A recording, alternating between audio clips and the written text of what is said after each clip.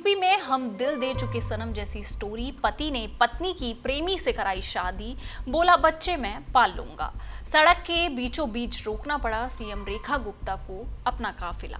सूर्य कुमार यादव ने मुंबई में खरीदे 2 आलीशान घर, कीमत इतनी कि सुनकर आप भी हो जाएंगे दंग। बीजेपी सरकार की तरफ से विनेश फोगाट को मिला नौकरी का ऑफर।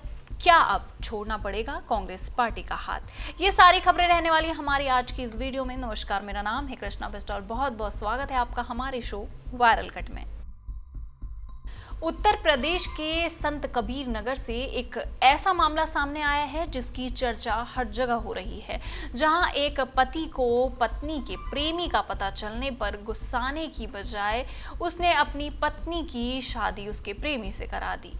पहले पति ने अपनी पत्नी के साथ कोर्ट से नोटरी बनाई, फिर एक मंदिर में अपनी पत्नी की शादी उसके प्रेमी के साथ करा दी।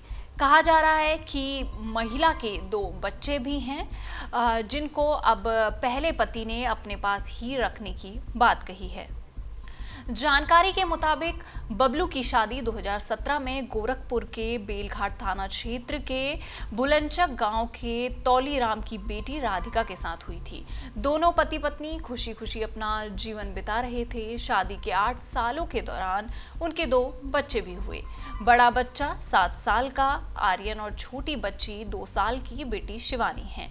बबलू रोजी रोटी कमाने के लिए अक्सर घर से बाहर रहता था। खबरों की माने तो दोनों की जिंदगी में अहम पड़ाव तब आया जब बबलू के घर से बाहर रहने के दौरान उसकी पत्नी राधिका की आंखें गांव के ही किसी एक युवक के साथ चार हो गई। दोनों के बीच लंबे समय से संबंध था। जब ये बात पति को पता चली तो उसने उसे समझाने की कोशिश की, लेकिन पत्नी के नहीं मानने पर पंचायती हुई और पंचायती में पत्नी ने प्रेमी के साथ रहने की इच्छा जताई। ऐसे में पति ने पत्नी को प्रेमी को सौंप देने का फैसला किया। पति ने कहा कि वो प्रेमी से शादी कर ले, बच्चों को वो अपने साथ रखेगा और उन्हें पाल लेगा। पत्नी बच्चों को छोड़ने को राजी हो गई। ऐसे में पहले पति पत्नी कोर्ट गए, नोटरी बनवाई और फिर मंदिर में पति ने पत्नी की उसके प्रेमी से शादी करा दी। मंदिर में दोनों ने एक दूसरे को जयमाला पहनाई। गांव के सैकड़ों लोग इस अजीबोगरीब घटना के साक्षी बने। दिल्ली की मुख्यमंत्री रेखा गुप्ता ने बुधवार को शहर का दौरा किया। मेट्रो के खंभों का निरीक्षण करते हुए उन्होंने कहा कि किसी को भी सरकारी संपत्ति का नुकसान पहुंचाने का अधिकार नहीं है। अगर हमें सुंदर और स्वच्छ दिल्ली चाहिए तो सभी को मिलकर सहयोग करना होगा। रेखा गुप्ता ने कहा कि मेट्रो के खंभे दिल्ली की खूबसूरती हैं और हमें यहाँ पोस्टर और होर्डिंग नहीं लगाने चाहिए। इस दौरान गुप्ता ने मेट्रो के खंभों से पोस्टर हटाए। उन्होंने अधिकारियों से कहा कि खंभों पर पोस्टर और होर्डिंग ना लगाए जाएं, यहाँ सुनिश्चित किया जाए। इसके बाद सीएम रेखा गुप्ता विधानसभा की ओर रवाना हुई। हैदरपुर फ्लाईओवर के पास जाते समय आवारा गायों को देख उन्होंने अपना काफिला रुकवाया। उन्होंने कार से उतरकर संबंधित अधिकारियों से ऐसे जानवरों के लिए उचित आश्रय स्थल बनाने और ये सुनिश्चित करने को कहा कि वो सड़कों पर ना आए। ऐसे जानवरों की वजह से हादसे होते हैं। किसी भी वाहन चालक को चोट नहीं लगनी चाहिए। बता दें कि मंगलवार को दिल्ली की मुख्यमंत्री रेखा गुप्ता ने बजट पेश किया था। इस दौरान उन्होंने दिल्ली को निवेश और इनोवेशन के लिए अनुकूल शहर बनाने का ऐलान किया था। दिल्ली के बजट में इस बार 1 लाख करोड़ रुपए का प्रावधान विकास के लिए किया गया है। रेखा गुप्ता के अनुसार इस बजट से दिल्ली के निवासियों के जीवन की गुणवत्ता में सुधार होगा, विकास को बढ़ावा मिलेगा। बजट में पिछले वर्ष की तुलना में 31.58% की बढ़ोतरी की गई है। इसमें शिक्षा, परिवहन और शहरी विकास सहित विभिन्न क्षेत्रों के लिए फंड आवंटित किया गया है। सूर्य कुमार यादव भारतीय क्रिकेट के स्टार खिलाड़ी हैं। उनका खेलने का अंदाज उनके फैंस को रोमांचित करता है। वो भारतीय T20 क्रिकेट टीम के कप्तान भी हैं। उन्होंने भारत को कई अहम मौकों पर मैच जिताए हैं।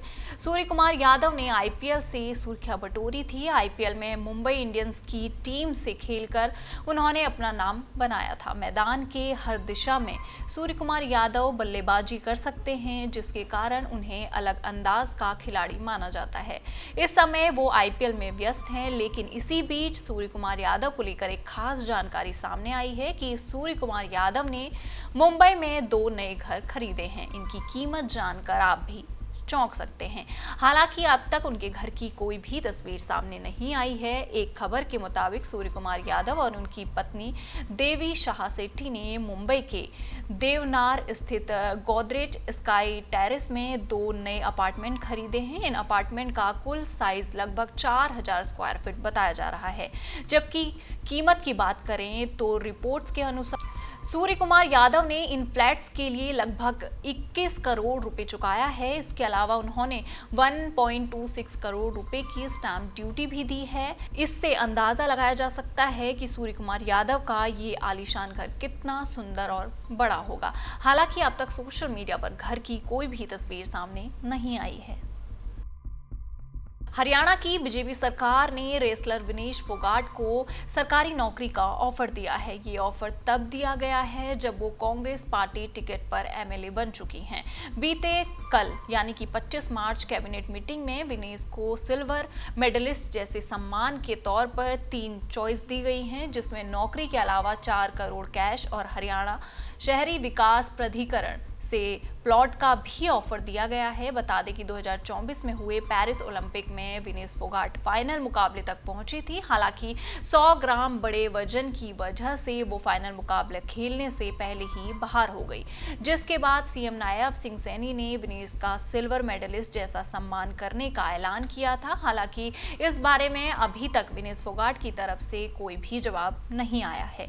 इन सारी खबरों पर आपका क्या कहना है, आप हमें कमेंट सेक्शन में जरूर बताइएगा। और इसी तरह की देश दुनिया की खबरों के साथ जुड़े रहने के लिए देखते रहिए हमारे साथ जनसत्ता।